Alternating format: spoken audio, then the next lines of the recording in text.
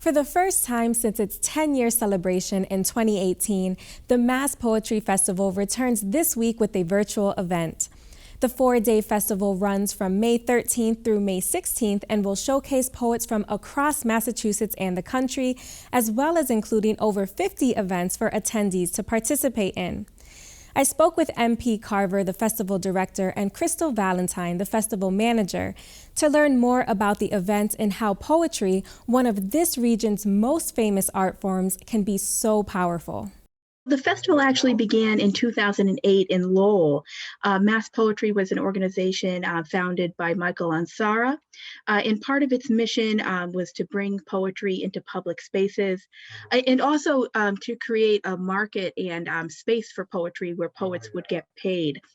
That's one important aspect of the festival. All the poets who perform for us or share their work, everybody is compensated.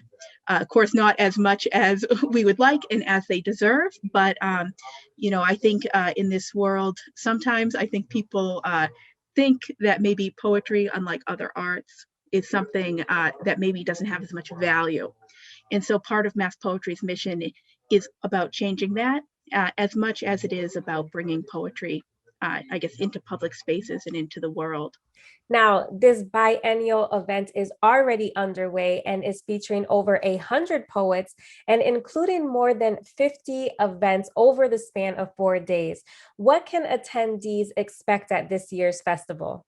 So we have a lot of amazing events, and honestly, we have events for all types of poetry lovers. I'll first like to highlight some of our headliners. So we have headliners such as Khadija Queen and Martina Spada. We have Naomi Shihab Nye. We have, I think it's about 8 headliners. So the list can go on and on and on, and that's just to name a few.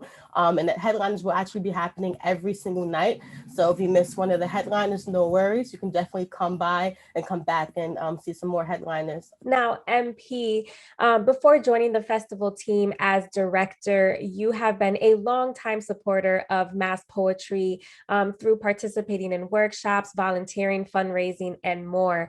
What impact has the festival had on you personally and in the work that you do as a poet and visual artist? More than I can say, honestly. As a young poet, I guess alone in Salem, I just happened, the first year the festival was in Salem, I just happened to see the sign. And at that time, I knew in my life that poetry was what I wanted to do and what I loved.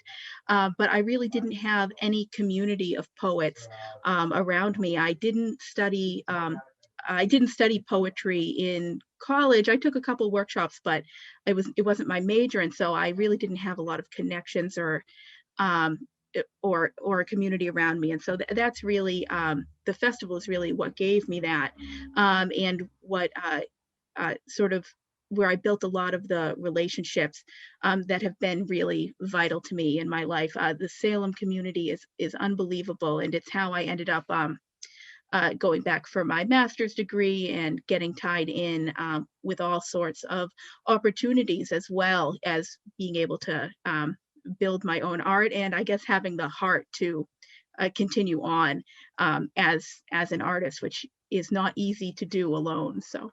And Crystal, you are a nationally and internationally acclaimed poet who has received numerous recognitions, including being the former New York City Youth Poet Laureate. In your bio, you state that you are a generator and fierce protector of Black joy. As our country faces a national reckoning around social and racial justice, how can poetry make a difference during these times? For me, poetry was always kind of like a community gathering kind of thing. So I did a lot of slam as a high schooler, and we always centered poetry and community. So when I do my poems, I'm always thinking about my community, making sure that they feel included, making sure that they feel seen. And it's just a great way to just bring people together. And even through poetry, even if you have like contrasting ideas or contrasting opinions, by literally listening to a poem, you will just see a different kind of view from someone else that you might not have thought to listen to otherwise.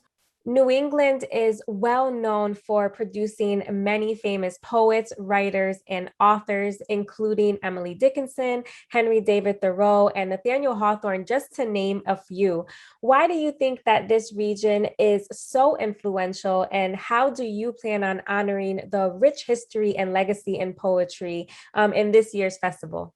The rich history here really keeps coming forward into the present. You know, there's so many wonderful poets and writers here who are, I think, are so open and who are so willing to sort of help the next generation of poetry. And then also to try and like share poetry through not just events like the festival, but writer series and open mics are happening here all the time.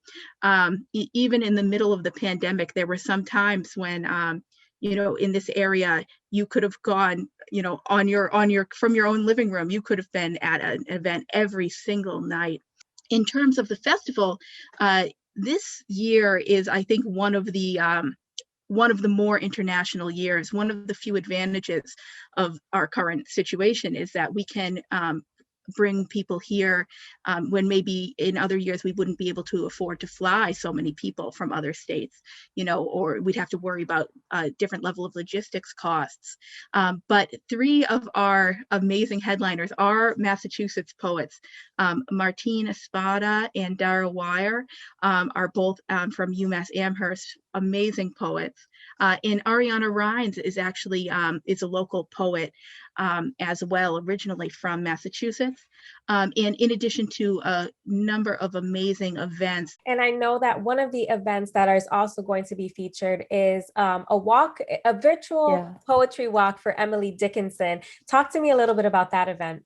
It's going to be a kind of a virtual tour, just going through some of her artifacts, and people from really anywhere will be able to kind of attend. So I think that it's also really great that we also like are moving forward, right, with our new generation of poets, but also not forgetting kind of like the foundation of like where specifically Massachusetts poetry comes from. For people who might not feel like poetry is for them or who might not know much about it, what would you like to tell them about the art form, and why should they give it a chance? Poetry can really be for absolutely anybody. The thing that we have in common is that we kind of communicate with each other through a medium of language, right? No matter what language you speak, and that's how we kind of communicate. So if you kind of communicate through that, that's basically the grounds of poetry.